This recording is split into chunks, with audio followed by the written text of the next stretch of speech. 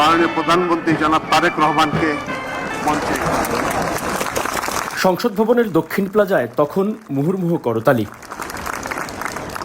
তারেক রহমান এগিয়ে যাচ্ছেন মঞ্চের দিকে। কাঙ্ক্ষিত বাংলাদেশের সূচনা হচ্ছে এই মঞ্চে। খোলা আকাশের নিচে রচিত হয় নতুন এক অধ্যায়। প্রধানমন্ত্রী হিসেবে শপথ নেয়ার এই মুহূর্ত শুধু তারেক রহমানের কাছেই নয়, গোটা জাতির কাছেই বহু প্রতীক্ষার। সরকারের প্রধানমন্ত্রী পদের কর্তব্য। এত আয়োজনের মাঝেও শূন্যতা। সবই আছে, তবু যেন কিছুই নেই।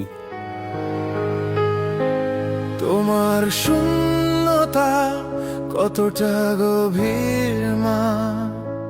এই দক্ষিণ প্লাজায় 1.5 মাস আগে মমতাময়ী মাকে চিরবিদায় জানাতে এসেছিলেন তারেক রহমান।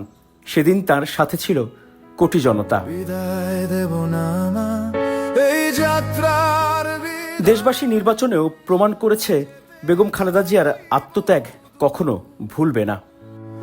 উপর থেকে হাসবে তুমি সকাল সন্ধ্যা ভোর। উপর থেকে মা ঠিকই হয়তো দেখছেন তার ছেলেকে দেশবাসী কত কত সম্মান দিয়েছে।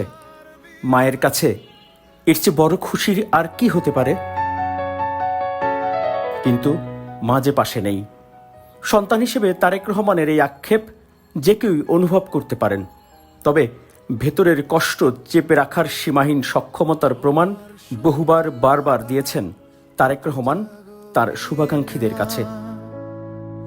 তুমি জানলে যেতে হয়তো জনতার আস্থার মর্যাদা রক্ষায় সেই উন্মুক্ত ময়দানেই শপথ নিলেন তারেক রহমান। তারেক রহমানের প্রতি মানুষের ভালোবাসা এবারই প্রথম নয়। আপনারা দেখছেন ওপেন মিডিয়া সেল।